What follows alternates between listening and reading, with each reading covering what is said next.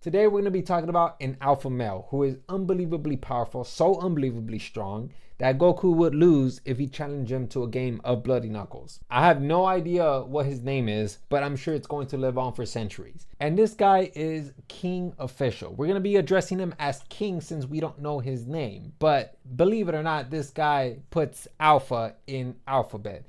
Although I will be honest and say that he gives me the impression that if he sings the alphabet, he will choke on the D. But we're gonna go ahead and take a look at this guy because I thought that this person he has a pretty interesting character behind his online personality. Yo, King, why does everyone hate black people? That's simple, bro. You guys are the tallest, you're the fastest, you're the strongest, and you're the biggest. And you guys have the best voices. You guys took over the sports industry, the music industry, the rap industry, and now you guys are taking over the film industry. You see, it's not that people hate you guys, it's that people are hating on you guys. And you gotta know the difference, brother. You'll never see a hater do better than you. Damn, King, I never thought about it that way.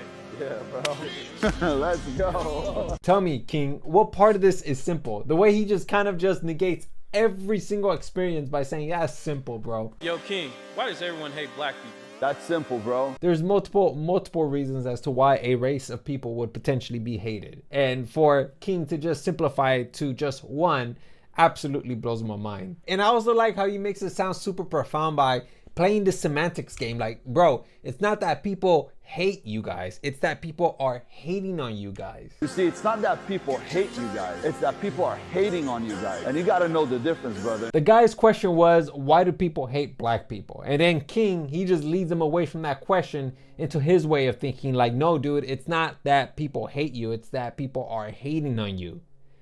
Why did you ask for clarification? And in the most scripted fashion, the guy ends up giving him his props. Like, I never thought of it that way. Damn, King, I never thought about it that way.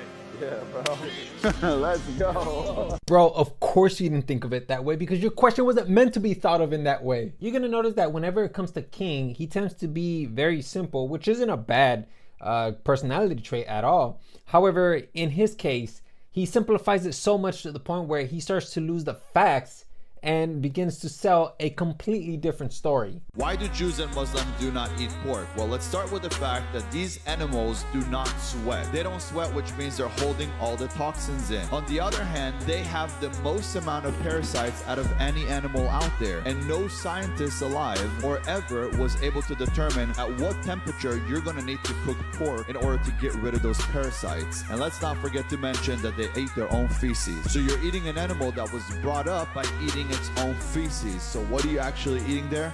Just a ton of shit. Yeah, the punchline is nice. It sells well. However, that is a tremendous amount of misinformation just to get to that point. He states that one of the reasons why you should not consume pork is because pigs do not expel toxins. However, we don't expel toxins through sweat as efficiently as our liver or our kidneys do. Pigs, who also do have a liver and 2 kidneys, how do you think they eliminate their toxins? In a very similar way humans do, except we have the advantage of eliminating toxins via our skin because we have sweat glands. I would also like to mention that pigs also do have sweat glands, except theirs isn't functional. So I do want to go ahead and just make that very clear. Another stated fact from Mr. King, he states that no scientist knows at what temperature to cook pork at, which is like, where the hell did you get that from? And no scientist alive or ever was able to determine at what temperature you're gonna need to cook pork in order to get rid of those parasites. Do you see what I mean when I say that he simplifies subjects to its simplest form and it loses its scientific value? That's like saying that daylight savings is a form of time travel. Like, what are you talking about, man? Just because you move your clock forward or backwards doesn't mean that you're going back in time. But that's one of the consequences when you simplify a subject matter to its simplest form. And yet there is none as more simplified as this video that you're about to witness.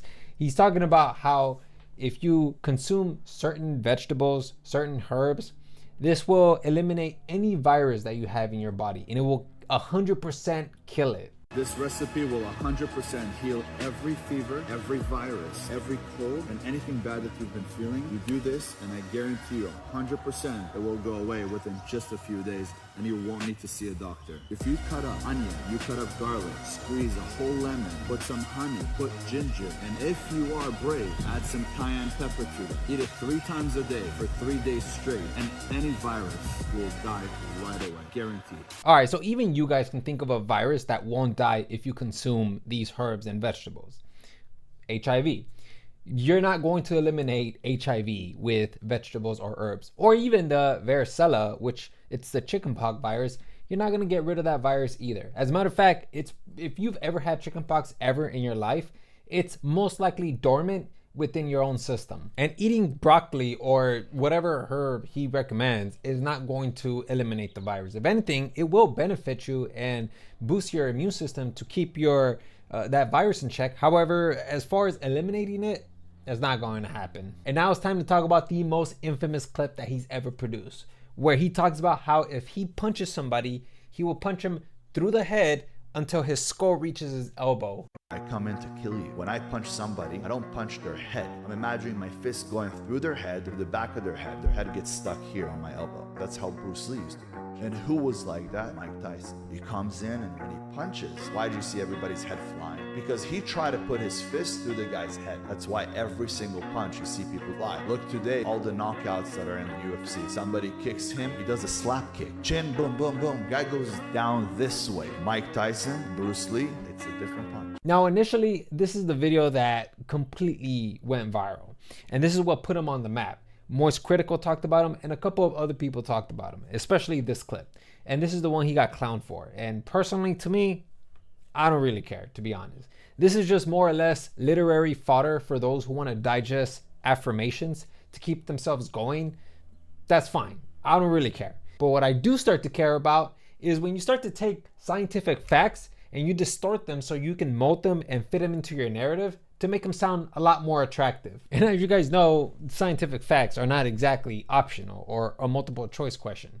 They're facts, they have a single purpose, and that's what they serve. And that is to inform a person about an inarguable idea that has been backed up multiple times through experiment. Because if you separate the misinformation from King, you will see that he's actually a pretty effective storyteller. King Solomon used to love having his rings, but this ring he didn't have yet. He asked one of his servants, he said, "Hey, I want you to go and find me a ring that when I look at this ring, when I'm happy, I will get sad.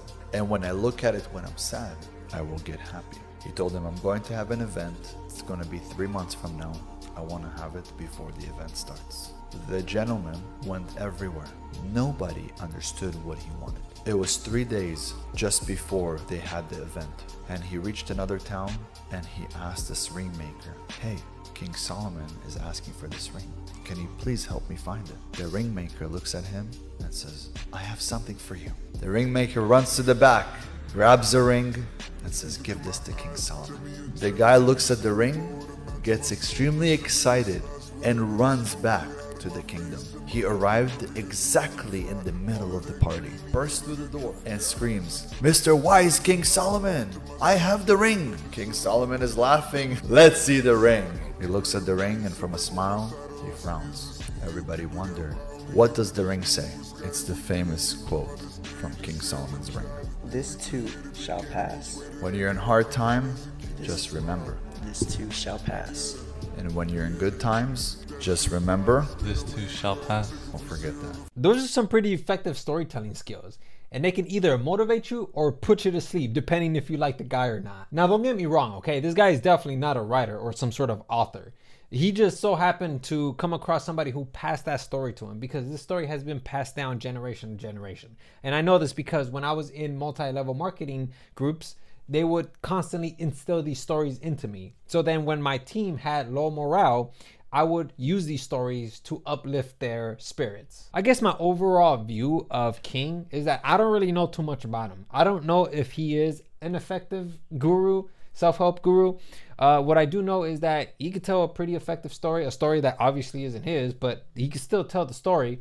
And I just don't like the fact that he uses scientific facts, distorts them, and then kind of molds them into his narrative to sell a much more effective story. Other than that, if you've had a great experience with King, then by all means continue purchasing the services. But ultimately, to me, if you haven't purchased any services from somebody online, I would just stay away from people, because I don't trust anybody who is a self-help guru. I don't trust anybody trying to sell me a course, because oftentimes even people who are really talented at their craft, you come to realize and find out that they don't exactly know how to properly teach it to a person. Teaching is definitely a skill, and very few people can actually effectively teach it to a beginner. Yeah, so I'm gonna go ahead and leave it there. That's really all I have for you guys, and I'll see you guys next video.